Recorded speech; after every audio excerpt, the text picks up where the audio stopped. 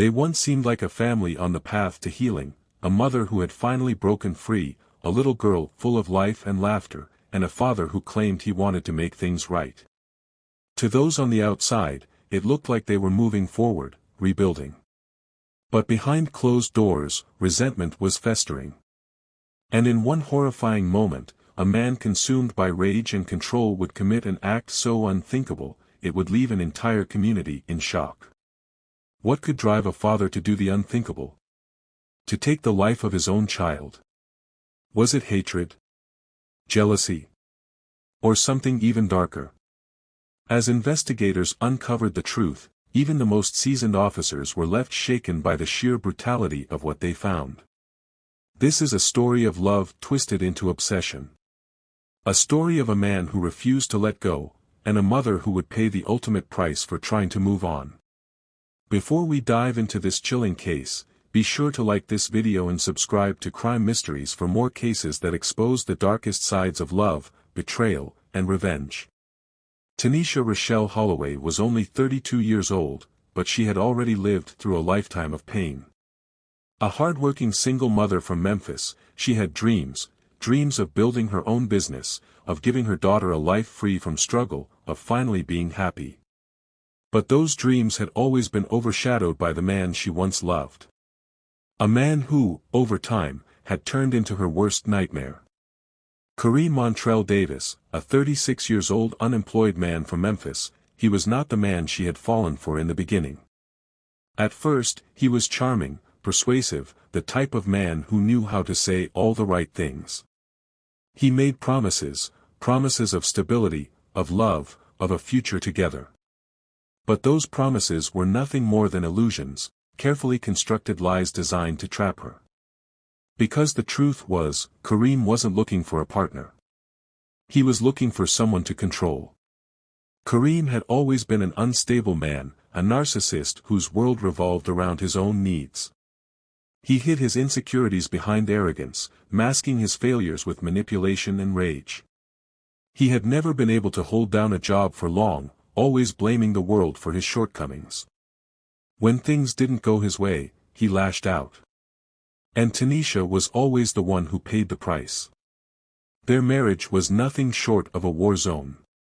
The arguments were relentless, filled with accusations of infidelity, financial struggles, and Kareem's growing resentment toward a woman he could no longer control.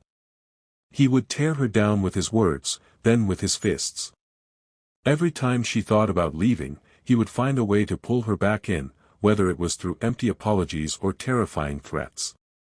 But no matter how much she endured, she never stopped thinking about one thing, Zyariah. Their 7-year-old daughter was the only thing that mattered, and Taniesha knew she couldn't let her grow up in a home where violence was the norm. The final straw came on a night that was supposed to be special. Taniesha had been invited to a charity gala, an event filled with influential people, the kind of place where she could network, where she could start carving out a future for herself. She had begged Kareem to go with her, hoping that, for once, they could just act like a normal couple. He agreed, but what happened that night changed everything. At first, things seemed fine. They arrived together, smiled for pictures, played the role of the perfect couple. But it was all a lie. Because as soon as they stepped inside, Kareem's attention was no longer on his wife. It was on another woman. One of Kareem's many mistresses was there, and he didn't even try to hide it. Right in front of Taniesha, he flirted with her, whispered in her ear, touched her in a way that made it clear what they had been doing behind closed doors. It was as if Taniesha wasn't even there, as if she didn't matter. Humiliation burned through her, but she held it together. Not here. Not in public. But the moment they got in the car, everything exploded. Taniesha had spent years swallowing her pain, staying silent, enduring. But not this time. This time, she fought back. She confronted him. "Do you even respect me at all?" She snapped. Kareem's expression darkened as he gripped the steering wheel. "You talk too damn much." Taniesha refused to back down. "You were all over that woman." "I'm your wife, Kareem." That was the moment Kareem snapped. The car barely made it a few blocks before he pulled over. And then, in the darkness of that quiet street, he unleashed his fury. His fists came down on her like a storm, each blow harder than the last. He didn't stop, not even when she begged, not even when her cries turned into whimpers. He kept hitting until she stopped moving.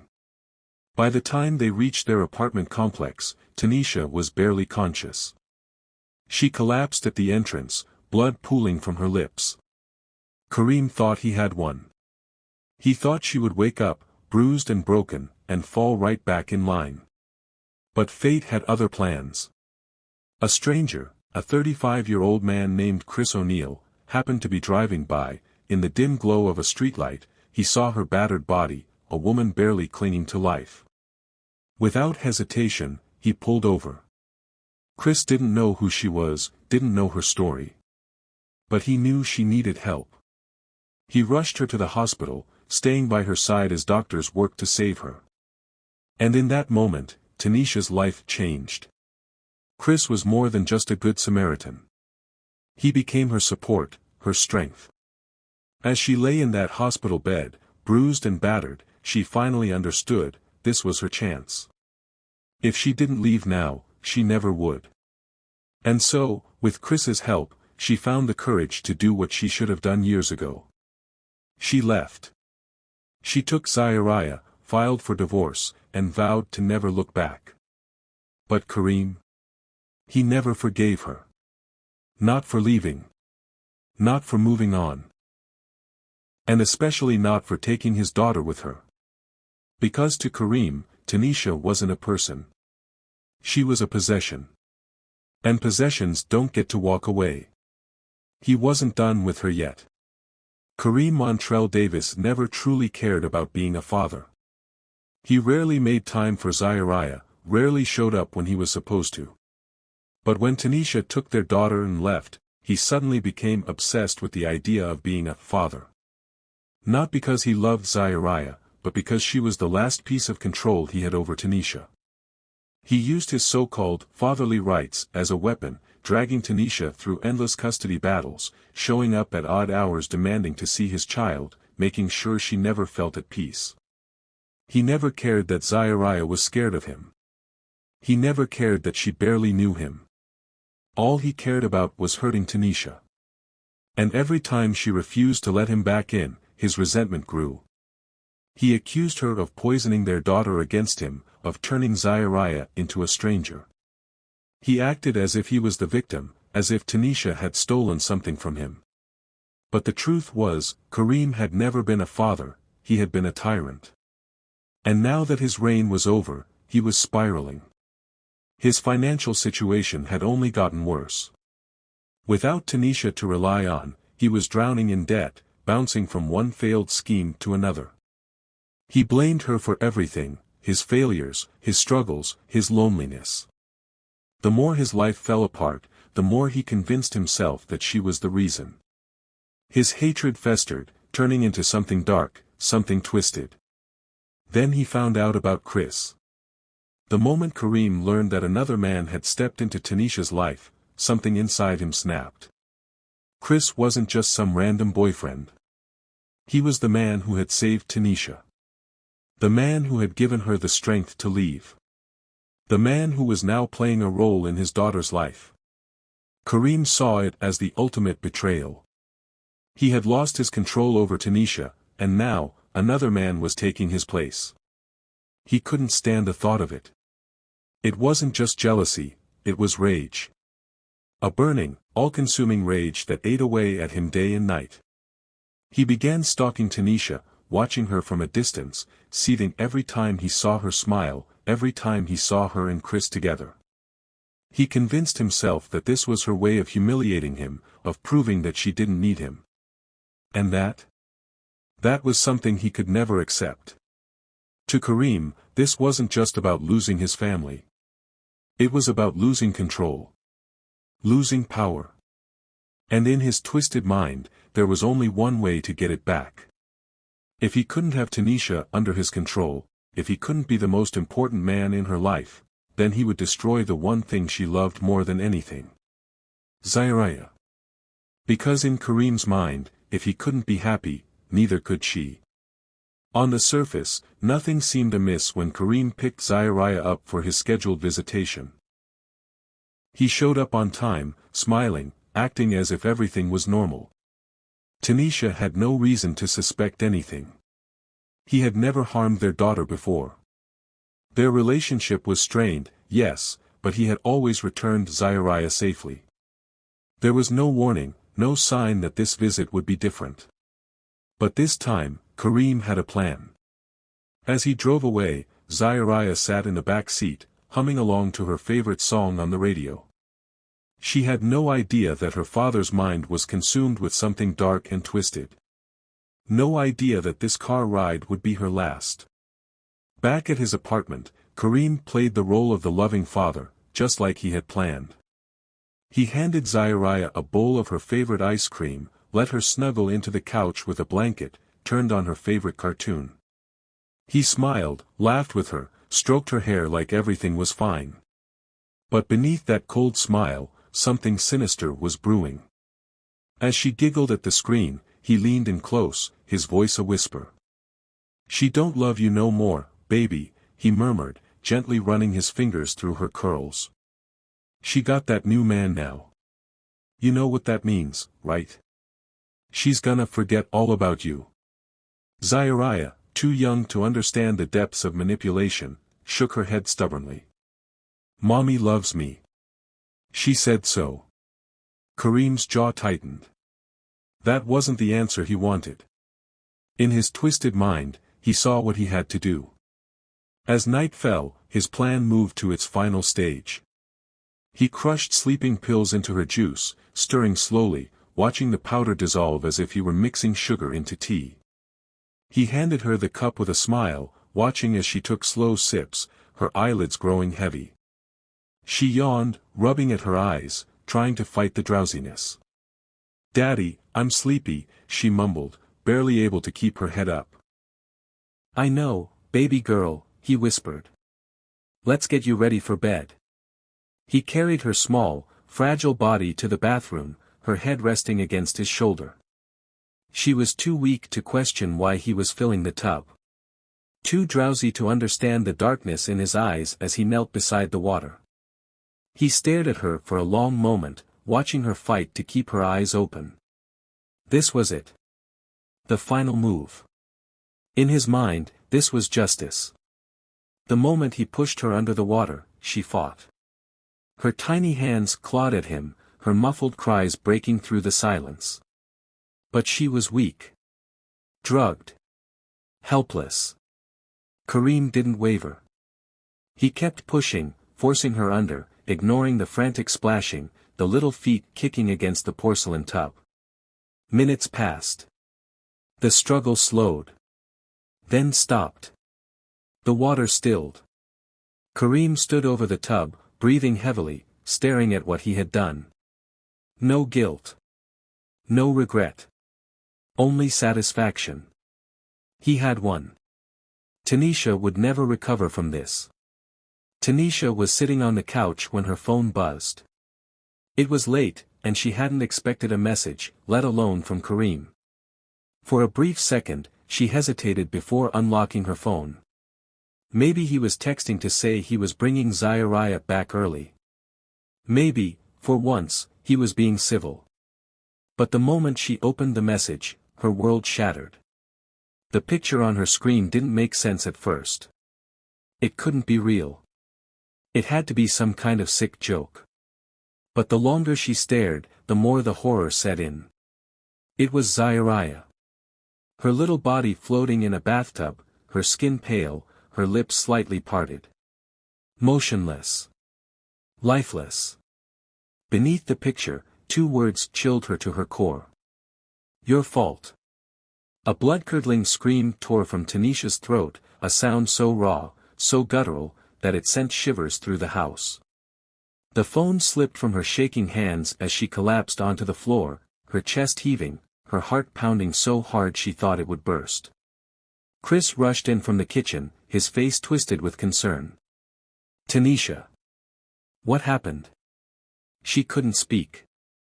She couldn't breathe. All she could do was point at the phone, her body convulsing with sobs. Chris grabbed it, his eyes scanning the screen. His hands clenched into fists, his jaw tightening as he processed the horror before him. "Oh my God," he whispered. "Call 911. Now." Neighbors, drawn by Taniesha's piercing scream, ran to the house, their voices a blur in the background. Someone took the phone from the floor and dialed. 911, what's your emergency?" A frantic voice, barely coherent, pleaded for help. "Please. He killed her. He killed her baby. Oh my God." Dispatchers scrambled to trace Kareem's phone. Within minutes, sirens wailed through the night as police and SWAT officers sped toward his apartment. Meanwhile, inside that darkened apartment, Kareem sat on his couch, calm. The glow from his phone screen cast eerie shadows across his face.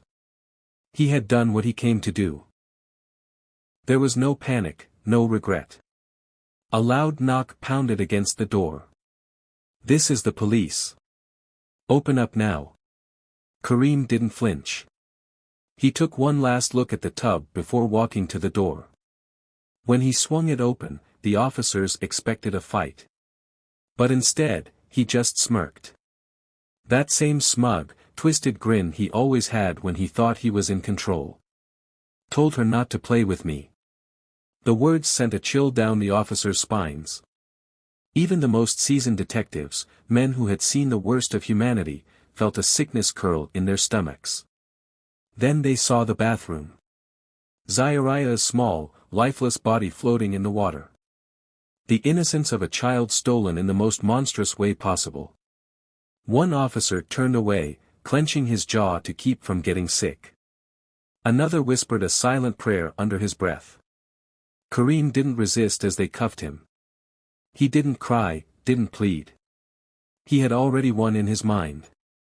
He had broken Taniesha in the cruelest way imaginable. But as they dragged him out of that apartment, a crowd had already gathered outside. The moment people realized what he had done, rage erupted.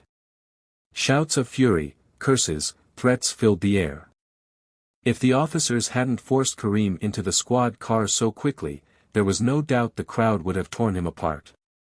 But nothing, no amount of screaming, no amount of justice, could undo what he had done. Taniesha had lost her baby. And Kareem, in his sick, twisted way, had gotten exactly what he wanted. The news of Zyariah's murder spread like wildfire, igniting a wave of outrage that stretched far beyond Memphis.